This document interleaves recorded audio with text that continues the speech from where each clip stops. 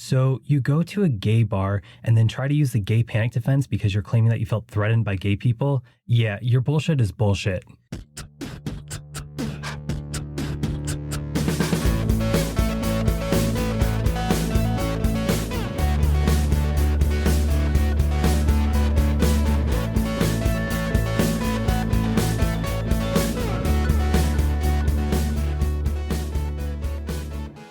Hello, my LGBT cuties, and welcome back to another episode of A Jaded Gay. I'm Rob Lovelace, and today I'm a non-jaded gay because I am just enjoying all the fall activities.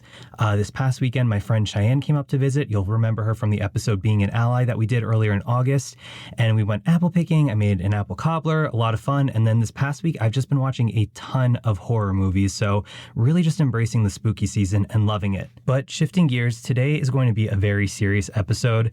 We're going to be talking about the murder of Matthew Shepard. And I'm sure most of you are familiar with this story, but if you don't know, Matthew Shepard was brutally murdered back in 1998 for being gay, which sent shockwaves through the community and brought national attention to hate crime legislation.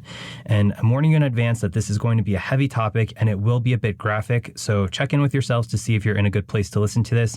If not, tune in next week for our next episode, but just want to give you that warning in advance. But before we jump into this, as always, let's pull our tarot card. So we drew the Five of Wands in reversed. Wands is tied to the element of fire. It's typically tied to passion, creativity, sometimes sexuality, and it's masculine energy, so it's very action-oriented. One thing that's interesting to note is typically in the tarot, fives are representative of some sort of conflict. So that could be either conflict with an actual person, conflict with ourselves, conflict with the situation, but usually it's referring to some sort of challenge that's blocking us from achieving what we want to achieve. And when reversed, the Five of Wands can indicate a few things. Number one, it could suggest that we're actually facing conflict internally and that we're unclear where we stand on important issues for actions we need to take for ourselves. It can also signify that potentially we might have a tendency to avoid conflict wherever feasible. So at the first sign of conflict, we might run and try to avoid it. Or it can even signify that we are on the horizon of ending a struggle and we kind of feel that sigh of relief that things are coming to a close and that we're moving past the obstacle. So really there's kind of three meanings tied to it, and I think we're going to see some of that as we talk about today's episode. So diving into the topic, Matthew Wayne Shepard was born on December 1st, 1976 in Casper, Wyoming, and he developed an interest in politics at an early age. He was described as being friendly with his classmates, but he was teased for being small and unathletic. And even in adulthood, he was shorter in stature. He was only 5'2", and at the time of his death, he weighed in around 100 pounds. Anyway, in the summer of 1994, his father was hired by Saudi Aramco, which is a Saudi Arabian petroleum and natural gas company based in Dhahran. So his parents relocated to Saudi Aramco residential camp in Dhahran, and Matthew moved to Switzerland to attend the American school in Switzerland, and he graduated from there in May of 1995. That same year, he participated in a class trip to Morocco, and during the trip, he was actually beaten and raped, which caused him to experience depression and panic attacks. And following this, he was hospitalized several times due to his depression and suicidal ideation.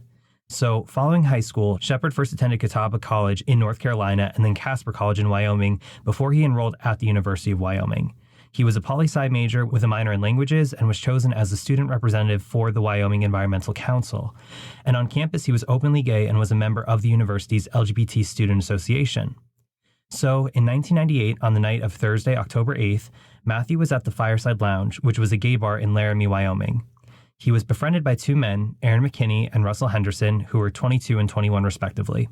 And they were posing as gay so they could lure Shepard out into the parking lot and offered him a ride home.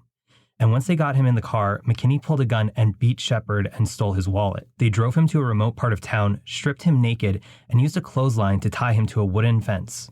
And I'm warning you now, it's about to get really graphic. So McKinney then pistol whipped Shepard about 19 to 21 times in the head and face with the butt of the gun. According to Albany County Sheriff Dave O'Malley, who was the lead investigator in the case, Shepard's injuries were so bad, the sheriff had only seen similar types of injuries in high-speed traffic crashes that left extremely violent compression fractures to the skull. So McKinney and Henderson then stole Shepard's shoes and left him tied to the fence in the frigid cold. And Shepard was tied to that fence for 18 hours before he was finally discovered. A teenager was mountain biking in the area and fell off his bike, and that's when he noticed Shepard's body, which was so badly beaten that he mistook it for a scarecrow.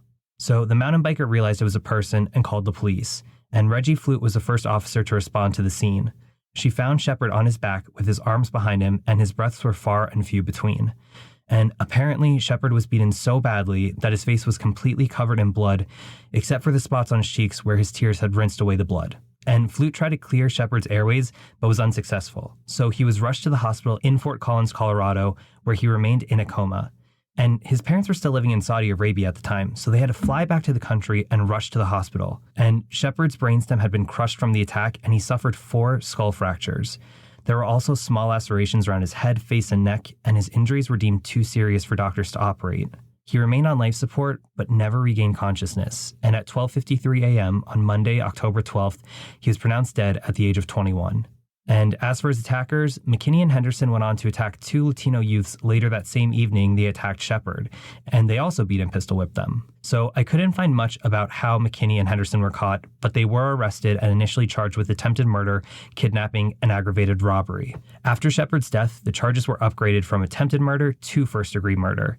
And their girlfriends, Kristen Price and Chastity Paisley, were also charged with being accessories. So in April 1999, Henderson pled guilty to kidnapping and murder to avoid the death penalty and was sentenced to life imprisonment. However, McKinney tried to use the gay panic defense, and I'm sure if you've listened to past episodes, you remember we did a whole episode on the gay panic defense and the different states that is still legal in.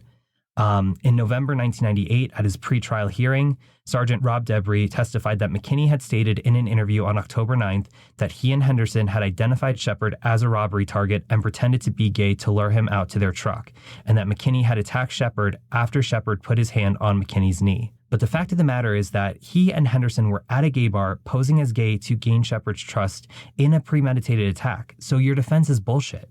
And his father, Bill McKinney, provided this gem of a quote. Had this been a heterosexual these two boys decided to take out and rob, this never would have made national news. Now my son is guilty before he's even had a trial. So Aaron McKinney, the attacker, also tried to introduce evidence that a man had molested him as a child, I guess to try to add some credibility to his gay panic defense. However, the judge would not allow it and ruled that that type of defense was too similar to temporary insanity, which was not an option in Wyoming. And on November 4th, 1999, McKinney was sentenced to 2 life sentences. And he only avoided the death penalty because of the mercy of Shepard's parents. Dennis Shepard, Matthew's father, said, "Mr. McKinney, I give you life in the memory of one who no longer lives." And he went on to say that his son had paid a terrible price to open the eyes of everyone to the intolerance faced by the gay community. And we'll get to the impact that Shepard's death had in a minute after we wrap up the trial piece. Dennis Shepard went on to say the following during the trial. "I too believe in the death penalty. I would like nothing better than to see you die, Mr. McKinney. However, this is the time to begin the healing process, to show mercy to someone who refused to show any mercy.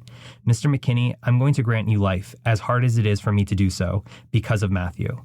Every time you celebrate Christmas, a birthday, or the 4th of July, remember that Matthew isn't. Every time that you wake up in that prison cell, remember that you had the opportunity and the ability to stop your actions that night. You robbed me of something very precious, and I will never forgive you for that." Lastly, Chastity Paisley pled guilty to being an accessory after the fact to first-degree murder in December 1998. And Kristen Price pled guilty to a reduced charge of misdemeanor interference with a police officer following her testimony at McKinney's hearing. Now, going back to Dennis Shepard's quote, the murder of Matthew Shepard gained widespread attention across the country and the world, and it had a profound impact on United States legislation. At the time, federal law only covered hate crimes based on race, religion, and national origin, but not sexuality or sexual orientation. Additionally, in 1998, Wyoming was one of 10 states that had no hate crime laws to protect specific categories of people. So, following the attack, advocates staged protests and candlelight vigils across the United States, and activists were particularly enraged over the fact that McKinney had tried to use the gay panic defense, and celebrities and politicians were even speaking out on the issue. On October 12, 1998, the day of Shepard's death, Bill Clinton did deliver some remark condemning hate crimes and calling for Congress to pass stricter hate crime legislation. And on October 14, 1998, there was a celebrity vigil for Matthew, and speakers at the vigil included Ellen DeGeneres, her mother Betty, the late Anne Hetch, Dan Butler, and Kristen Johnston.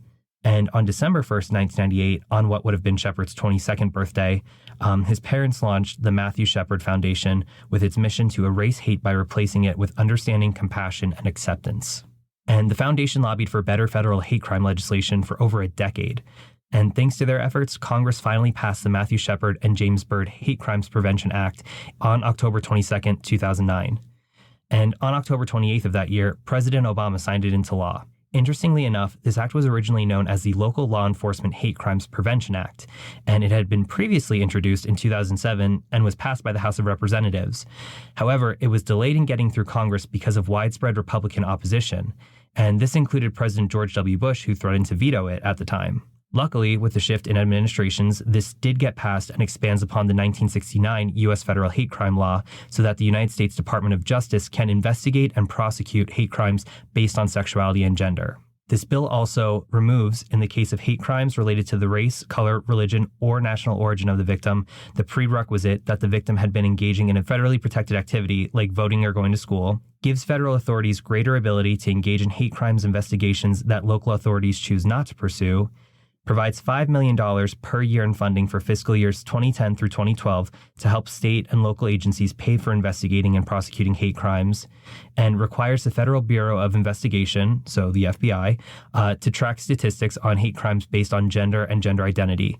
And this was because statistics for the other groups mentioned were already tracked. And touching upon the name of the bill, James Byrd Jr. was a black man in Jasper, Texas, who was also murdered in 1998. And a little information about that case. On June 7, 1998, 3 white men, 2 of whom were sworn white supremacists, picked up Byrd to give him a ride, and apparently the driver knew him from around town. They then beat him up, spray-painted his face, and urinated and defecated on him before they chained his ankles to their truck and dragged him for 3 miles on an asphalt road. And Byrd was conscious for most of that. He was killed when his body hit the edge of a culvert which severed his right arm and head. And then the 3 white men continued to drive with his corpse still chained to their truck for another mile and a half. This case was actually referenced during McKinney's trial in November 1999. When Shepard's father gave his remarks about how they were not seeking the death penalty for McKinney, he said that Matthew believed in the death penalty for certain crimes and had called it justified in the racially motivated murder in Texas of James Byrd Jr. And in a quote, Dennis Shepard said, "Little did we know that the same response would come about involving Matt." Under the Matthew Shepard Foundation, his parents also launched MatthewsPlace.com, which is an online village designed to provide young people with the resources they need to thrive in this world, make a difference, and gain tools to lead healthy, productive, hate-free lives. It features interviews with individuals in the LGBT and allied community and an in-depth list of shelters, outreach centers, and empowerment programs that are welcoming of youth regardless of sexual orientation or gender identity. And Matthew Shepard's death was also the subject of numerous books and movies. In 2009, his mother Judy published The Meaning of Matthew, My Son's Murder in Laramie and a World Transformed, which details Matthew's life from birth to death, the aftermath, trial, and media coverage, and her work with the Matthew Shepard Foundation. There's also the 2013 novel called The Book of Matt by Stephen Jimenez, which has been condemned by gay activists. Basically, Jimenez alleges that Shepard was involved with the Laramie drug scene and that his murder was more so about drugs and money and downplays the homophobic aspect. In 2000, Moises Kaufman wrote The Laramie Project. It's a play about the reaction to Shepard's murder and is designed to be the town's reaction to the crime. This was then turned into a movie in 2002, and in 2009, a sequel to the play titled The Laramie Project 10 Years Later was released based on interviews with members of the town, Shepard's mother, and his incarcerated murderer. In 1999, Melissa Etheridge released the song Scarecrow in response to his murder. Elton John and Bernie Taupin wrote the song American Triangle in 2001, which is dedicated to the memory of Shepard. In 2005, Cyndi Lauper co-wrote her song Above the Clouds with Jeff Beck in tribute to Shepard. And Lauper's True Colors Tour 2007 for Human Rights provided information to fans, and a purple wristband with the slogan Erase Hate from the Matthew Shepard Foundation were distributed. Additionally, $1 from every ticket sold went to the Human Rights Campaign. And in 2009, Lady Gaga performed John Lennon's Imagine at the Human Rights Campaign's national dinner. In her performance, she changed the lyric from Above Us Only Sky to And Only Matthew in the Sky. And there's a ton of other books, movies, and songs about and dedicated to Matthew Shepard's memory, but those are some of the highlights that I wanted to call out.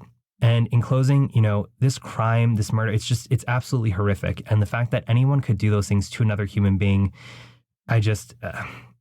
Anyway, it's great that we're in a place where things have progressed regarding hate crime legislation, although Don't Say Gay laws are still in effect in some states, as we previously discussed in a past episode. Although the gay panic defense is still legal in some states, as we previously talked about in past episodes. But it's really upsetting that this is what it took for these conversations to come about. A 21-year-old had to be brutally murdered for people to consider, okay, maybe gay people are actually people and should be protected. And I don't want to downplay the impact of the movement because in 1998, the conversations being had about hate crime legislation following this was definitely a big deal. I mean, keep in mind, this was the decade after the AIDS crisis. It was still in the early days of antiretroviral medication. Don't Ask, Don't Tell had been in effect for a few years. So there was definitely less acceptance and tolerance of gay people at that time. So it does speak volumes to the impact that Matthew's murder had on the country. Again, it's just sad that that's what it took for us to move forward to this place. And tying it back to the tarot, as we said, the Five of Wands in reverse, while fives typically represent conflict, the Five of Wands reversed has a few different meanings. It could be that we're facing internal conflict and are unclear on where you may stand on important issues. We could also be trying to avoid conflict. And it could also signify that we are moving past a struggle, that the end is in sight and there's some relief there. And again, I think all three of these concepts kind of play into this specific case. Like I said, being gay in 1998 was much less socially acceptable than it is today. And there were very limited conversations around legislation and protections for the LGBTQ plus community. So when this happened, I'm sure a lot of people had to look deep down into themselves and confront their bias and really push aside any stereotypes they had to really recognize that, gay people are still people. This was a person. This was a 21-year-old whose life had been robbed.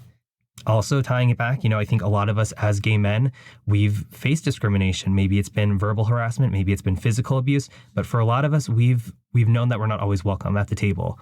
And so I think a lot of this might resonate and might have us thinking, what would we do if we were in this time, if we were in 1998 when this happened, what would we do? Would we be willing to step out of the shadows and to speak up, to go to protest, to make our voices heard in the fight for legislation that protects LGBTQ plus people?